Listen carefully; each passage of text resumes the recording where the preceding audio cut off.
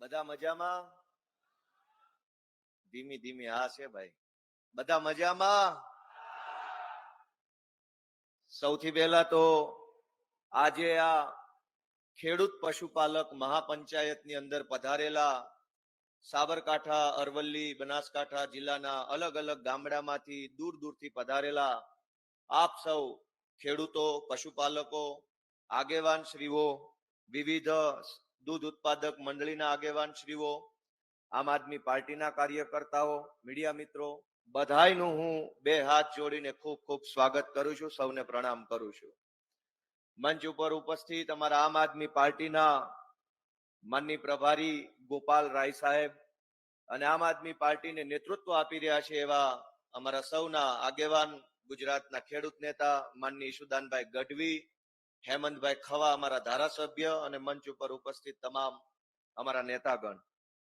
દોસ્તો, આજે આપણે અહીંયા ખેડૂત મહાપંચાયતમાં એકઠા થયા છીએ એ એક રીતે દુર્ભાગ્યની બાબત છે કે આઝાદીના 75 વર્ષ પછી પણ આપણે રોજ જાગીને આપણા હક માટે, આપણા અધિકાર માટે ક્યાંક ધરણા કરવા પડે, ક્યાંક રેલી કરવી પડે, ક્યાંક જનસભા કરવી પડે. આપણી માંગણી તો માન્ય રાખે નહીં, ઉપરથી આપણને માર મારે, એના ઉપરથી આપણા ઉપર FIR થઈ જાય, આપણી પરિસ્થિતિ બદલાય નહીં અને વળી પાછા નવા નવા વિષયો ઉપર આંદોલન કરવા પડે છે. એમ કહેવાયું છે કે આપણો દેશ ખેતી પ્રધાન દેશ છે, ગામડાઓનો બનેલો દેશ છે. ગામડાના બનેલા દેશમાં, ખેતી પ્રધાન દેશમાં ખેડૂતોએ, ગામડાના માણસે રોજ જાગીને આંદોલન કરવા પડે, ધરણા કરવા પડે, પોતાની માંગણી માટે સડક ઉપર ઉતરવું પડે. એનાથી મોટો દુઃખનો અને દુર્ભાગ્યનો વિષય હોય શું? દુનિયાની અંદર 150 જેટલા દેશ છે. દુનિયાના કોઈ દેશના ખેડૂતને કે પશુપાલકને ક્યારેય રસ્તા જામ નથી કરવા પડતા. ભારતમાં શું તકલીફ છે? આપણા દેશમાં, આપણા રાજ્યમાં શું તકલીફ છે કે છાસવારે આપણે આંદોલન કરવા પડે? અને એક મુદ્દો હોય તો બરાબર છે, હજારો મુદ્દાઓ, હજારો સમસ્યાઓથી આપણું જીવન ઘેરાઈ ગયું છે. દોસ્તો મિત્રો, મારે આજે તમને આ દૂધ બાબતે વાત કરવી છે, કેમ કે દૂધ જે છે આપણા ભારતની પરંપરામાં, આપણી સનાતન વ્યવસ્થામાં દૂધ એ માત્ર વ્યવસાય નથી, આપણી આસ્થા સાથે જોડાયેલો વ્યવસાય છે. આપણી આસ્થા જોડાયેલી છે. ભગવાન શ્રી કૃષ્ણ પણ ગાયો ચરાવવા જતા, એ દૂધ ઉત્પાદન થતું, એનું માખણ મથુરામાં વેચવા જતા. આપણી ધાર્મિક વ્યવસ્થાની અંદર પણ દૂધ અને ગાય અને પશુપાલનનું મહત્વ છે. દૂધનો વ્યવસાય એ પવિત્ર વ્યવસાય છે, પણ આ સફેદ દૂધના વ્યવસાયમાં ભાજપે કાળા કામ કરવાનો જે ધંધો ચાલુ કર્યો છે એને ભગવાને માફ ન કરવા જોઈએ. દોસ્તો, દૂધનો વ્યવસાય એ પવિત્ર વ્યવસાય છે. આ સાબરકાંઠામાં કે આ બનાસકાંઠામાં ગામડાના વ્યક્તિઓ પાસે આવકનું સાધન છે શું? સૂકી ખેતી, પાણી ઓછું, થોડું ઘણું ચોમાસામાં ભગવાન ભરોસે વરસાદ આવે અને જેટલો વરસાદ આવે એમાં થોડું ઘણું પાકે, પછી 12 મહિના જીવવાનું શેના આધારે? કોઈ ઉદ્યોગ નહીં, કોઈ રોજગાર નહીં. અને એટલા માટે આપણા જેવા માણસોને રોજગારીનો એકમાત્ર આધાર પશુપાલન છે કે ઘરે 2, 5, 10 ભેંસો કે ગાયો રાખે, થોડું ઘણું દૂધ ઉત્પાદન થાય, ડેરીમાં ભરે, 4 પૈસા કમાય તો આખું ઘર સુખેથી જીવે. આપણા માટે રોજગારીનો એકમાત્ર જે વિકલ્પ છે પશુપાલન. આપણી રોજગારીના વિકલ્પને ભાજપે 2 નંબરની કમાણી કરવાનો ધંધો બનાવી દીધો. દોસ્તો, મારે આજે સાબર ડેરીની સ્થાપનામાં મહત્વનો ફાળો ભજવનાર ભૂરાભાઈ પટેલને યાદ કરવા છે. બનાસ ડેરીની અંદર ગલબાભાઈ પટેલ કે કેવા કેવા આગેવાન હતા કે જેણે પોતાનું જીવન આખું હોમી દીધું કે આ મલકના પશુપાલકો, આ મલકના ખેડૂતો એ દૂધ ઉત્પાદન કરી અને સક્ષમ અને સમૃદ્ધ બનવા જોઈએ. એક જમાનામાં ભૂરાભાઈ, એક જમાનામાં ગલબાભાઈ ને આ કયો જમાનો આવ્યો કે દૂધનો ભાવ ફેર માગવા જાવ અને ધોકા મારે છે, આંસુ ગેસના ગોળા છોડે છે, ખેડૂતોને બેમોત મારે છે. દોસ્તો, ભૂલ માત્ર ભાજપ સરકારની છે એવું નથી. આપણે આપણો આત્મા જગાડવો પડશે કે આપણી ઉપર આટલા જુલમ થાય છે, અત્યાચાર થાય છે, આપણી ઉપર ખોટું થાય છે, અને છતાંય ચૂંટણીમાં આપણાથી ભાજપનું બટન કેમ દબાઈ જાય છે? હજારો લોકો 5 વર્ષ સુધી ફરિયાદો કરે છે. ખેડૂત હોય, યુવાન હોય, મહિલા હોય, વંચિત વર્ગના માણસ હોય, શહેરોના હોય, ગામડાના હોય, હજારો પ્રશ્નો 5 વર્ષ સુધી પૂછે. મત આપવા જાય ત્યારે ઈવીએમ માં જોવે કે આપણી જ્ઞાતિનો કયો છે, જેની અટક આપણી જ્ઞાતિ હારે મેચ થતી હોય ને એનું બટન દબાવીને પાછા આવી આવીએ છીએ. આ ઇટાલિયા છે તો કઈ જ્ઞાતિનો છે? આપણો હોય તો જ બટન દબાવું. આ ગઢવી કઈ જ્ઞાતિના હશે? આ કરપડા કોણ હશે? ખવા કોણ છે? આપણે બૂથમાં જઈને આપણી જ્ઞાતિનો કોણ છે એ વર્ષોથી જોતા આવીએ છીએ. આપણી જ્ઞાતિનો નેતા ચૂંટણી જીતી જાય અને આપણું ભલું થઈ જાય તો કોઈ જ્ઞાતિએ રોડ ઉપર આવવાની જરૂર નહોતી. ગુજરાતની તમામ ડેરીમાં જે તે જિલ્લામાં બહુમતી ધરાવતી જ્ઞાતિના લોકો વહીવટકર્તા તરીકે બેઠા છે. છતાંય કઈ જ્ઞાતિનું ભલું થયું? સામાન્ય ગામડાના ગરીબ ખેડૂતનું તો વર્ષો પહેલા શોષણ થતું હતું, અત્યારે શોષણ થાય છે. દોસ્તો, આપણે આપણો આત્મા જગાડવો પડશે. અશોકભાઈએ જે શહીદી વહોરી છે એ શહીદી જો આપણી આંખ ન ઉઘાડે તો કોઈ ન્યાયતંત્ર ને એફઆઈઆર ને જામીન બામીનનો કોઈ મતલબ નથી રહેતો. એક માણસના જીવનનું બલિદાન એ કરોડો લોકોની આંખ ઉઘાડનારું હોવું જોઈએ. અને કરોડો લોકોની આંખ ન ઉઘડે તો કોર્ટ કચેરી સરકાર ફરકાર કોઈ મતલબ વગરની વાત છે. જો એક માણસની શહીદી પછી આપણે જાગીએ નહીં. મિત્રો, હું ખેડૂતના દીકરા તરીકે, ગામડાના યુવાન તરીકે, તમારા નાના દીકરા તરીકે વિનંતી કરું છું કે મનને ઢંઢોળો, પોતાની જાતને ઢંઢોળો, હાથમાં જગાડવાનું કામ કરો કે ગુજરાતમાં જે સરકાર બેઠી છે, ભાજપના માણસો બેઠા છે, શું એ યોગ્ય કરી રહ્યા છે? શું એ વ્યાજબી છે? તમે વિચારો કે હું ગામડામાં મોટો થયો છું. આપણી માતાઓ, આપણી દીકરીઓ, આપણી બહેનો સવારમાં વહેલા 4-5 વાગ્યે જાગે, ઢોરને નીણ નાખવી, ખાણ નાખવું, સમયસર પાણી પાવું, એ બીમાર છે કે નહીં એનું ધ્યાન રાખવું, વાસીદા કરવા, છાણ વાસીદાના ટોપલા લઈને દૂર નાખવા જવું. આટલી આપણી બહેનો દીકરીઓ મહેનત કરે, આટલી મજૂરી કરે, 2-5-10 લીટર દૂધનું ઉત્પાદન બહેનો કરે, એને બરણીમાં ભરીને આપવા જાય. એના પ્રત્યે કોઈને સંવેદનશીલતા નથી કે આપણી બહેનો કેટલી મહેનત મજૂરી કરીને દૂધ ઉત્પાદન કરે છે.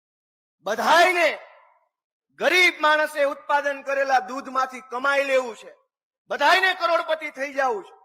તમે વિચાર કરો કે આખા ગુજરાતના જેટલા જિલ્લા દૂધ ઉત્પાદક સંઘ છે, એ બનાસ હોય કે સાબર હોય કે સર્વોત્તમ હોય કે સાવજ હોય કે મધુર હોય, આખા ગુજરાતના દૂધ સંઘ આખરે તો અમૂલમાં દૂધ આપે છે, આ ફેડરેશનમાં દૂધ આપે છે. વિચાર કરજો દોસ્તો કે ફેડરેશન દ્વારા ગુજરાતના તમામ જિલ્લા સંઘોને એક સરખો ફેટનો ભાવ ચૂકવવામાં આવે છે. કેમ કે ફેડરેશન એક જિલ્લાને વધારે, એક જિલ્લાને ઓછો નહીં આપી શકે. ફેડરેશનનો ભાવ સમાન હોય છે, પણ જિલ્લા સંઘમાં ક્યાંક ફેટનો ભાવ 8 રૂપિયા, ક્યાંક 9 રૂપિયા, ક્યાંક 7 રૂપિયા. તમે વિચારો કે કરોડો રૂપિયા ભાજપના માણસો ખાઈ જાય છે અને એ પૈસા ક્યાં વપરાય છે? હું આજે આ મંચ ઉપરથી ખુલ્લેઆમ જાહેરમાં કહું છું કે આપણી બહેનોએ વહેલા જાગીને સવારના 4 વાગ્યાથી રાતના 10 વાગ્યા સુધી પશુઓ પાછળ જે મહેનત કરે અને જે દૂધ ઉત્પાદન કરે અને કરોડો લીટર દૂધ સંઘમાં અને સંઘના માધ્યમથી ફેડરેશનમાં જાય છે, એ દૂધના પૈસામાંથી CR પાટીલે આખા ગુજરાતના કમલમ કાર્યાલયોની જમીન ખરીદી અને એની ઉપર કમલમ બાંધવાના ધંધા કર્યા છે. ગુજરાતના લગભગ જિલ્લાઓમાં CR પાટીલે સહકારી આગેવાનોને દાબ દબાણ કરી, ધાક ધમકી કરી, મોટા મોટા હોદ્દાઓ અપાવવાની લાલચ આપી, સહકારના પૈસાથી જમીનો લીધી, સહકારના પૈસાથી કમલમ બન્યા. એ કમલમમાં એસી લાગ્યું અને એ એસી ઓફિસમાં બેઠેલા ભાજપના સાહેબો હવે પોલીસને આદેશ કરે છે કે જાઓ ધોકા મારો આ ભાઈઓને. દોસ્તો, આપણા દૂધના પૈસે બનેલા કમલમમાં બેઠેલો માણસ આપણા વિરુદ્ધમાં વર્તન કરે છે. ફેડરેશન દ્વારા તમામ જિલ્લા સંઘોને સરખો ભાવ ચૂકવવામાં આવે છતાંય નીચે ખેડૂતને એનો લાભ નથી મળતો. દોસ્તો, સહકાર એટલે શું? જે દિવસે ત્રિભુવનદાસ પટેલ, વર્ગીસ કુરિયન આવા આગેવાનોએ ગુજરાતની અંદર સહકાર ક્ષેત્રની સ્થાપના કરી, ત્યારે એનું પહેલું સૂત્ર યાદ કરો, નહીં નફો નહીં નુકસાન, એવી રીતે ચાલતી વ્યવસ્થા એટલે સહકાર વ્યવસ્થા. મારી વાત સાચી છે કે ખોટી? નહીં નફો નહીં નુકસાન, એનું નામ સહકાર. આજ શું થયું છે? ખેડૂતને નહીં નફો અને ભાજપને નહીં નુકસાન, ભાજપને કાયમ નફો અને ખેડૂતને કાયમ નુકસાન, એનું નામ સહકાર કરી નાખ્યું છે. દોસ્તો, જેના ઘરમાં એક બકરી ન હોય એ માણસ બેંકોના સંઘના ડિરેક્ટરો બની ફરે છે. સંઘનો ચેરમેન આંગણે એક બકરી ન હોય, એક ગાય ન હોય, એક ગધેડી ન બાંધી હોય, એવા માણસો ડિરેક્ટરો બની અને ખેડૂતોના દૂધનો વહીવટ કરી રહ્યા છે. દોસ્તો, આપણે આપણો આત્મા જગાડવાનો છે. એ લોકો ખોટા છે તો એમને સત્તામાં લાવે છે કોણ? એ લોકો ચોર છે તો એને સત્તામાં કોણ લાવે છે? મિત્રો, મારે તમને વિનંતી કરવી છે. હું તમને એવું જણાવી રહ્યો હતો કે સહકાર એટલે નહીં નફો અને નહીં નુકસાનના ધોરણે ચાલતી વ્યવસ્થા. આ સહકારી વ્યવસ્થા જ્યારે બની ત્યારે એના પાયામાં એવો સિદ્ધાંત હતો કે સહકારી સંસ્થા નફો નહીં કરે અને ખેડૂતને ક્યારેય નુકસાન નહીં જવા દે. એટલે નહીં નફો અને નહીં નુકસાન કોને લાગુ પડે છે? કે સંસ્થા કમાવા માટે નથી. એ ફેડરેશન હોય, સંઘ હોય, મંડળી હોય, ડેરી હોય, એને નફો નથી કરવાનો. અને એ સંસ્થા સાથે જોડાયેલા સભાસદ, દૂધ ઉત્પાદક સભાસદ હોય કે ખેડૂત સભાસદ હોય, એને ક્યારેય નુકસાન નથી જવા દેવાનું. નહીં નફો નહીં નુકસાનના ધોરણે ચાલુ થયેલી સહકારી સંસ્થા આખા ભારત દેશમાં એનો પાયો નખાયો ગુજરાતમાંથી. અને આજ દુર્ભાગ્ય જુઓ કે ગુજરાતમાંથી સહકારી ક્ષેત્રના મૂળિયા કાઢી નાખ્યા છે, નખોત કાઢી નાખે એવું કામ ભાજપ વાળા કરી રહ્યા છે. દોસ્તો, ગામડાના માણસ પાસે વિકલ્પ કેટલા છે કમાવાના? ખેડૂત હોય તો સહકારી મંડળી અને એપીએમસી, દૂધ ઉત્પાદક ખેડૂત હોય તો ડેરી. આ બે છે એ સૌથી મોટા રોજગારના વિકલ્પ ગામડા માટે છે. ત્રીજી તો કોઈ મોટી વ્યવસ્થા હોતી નથી. કોઈની પાસે જમીન હોય તો ખેડવા માટેના પૈસા ન હોય, કોઈની પાસે પૈસા હોય તો પાણી ન હોય, પાણી હોય તો બીજી વ્યવસ્થા ન હોય. અને એટલા માટે ખેડૂત માટે બનેલી સહકારની બે સૌથી મોટી વ્યવસ્થા સહકારી ધિરાણ મંડળીઓ, એપીએમસી માર્કેટ અને દૂધ ઉત્પાદક સહકારી મંડળીઓના માધ્યમથી ચાલતા સંઘ અને ફેડરેશન. દોસ્તો, કાળી કમાણીનો ધંધો ભાજપે બનાવ્યો છે. આ લોકો વર્ષોથી 17-18% ભાવ ફેર, જેને આપણે નફો કે બોનસ કહીએ, એ ચૂકવતા હતા.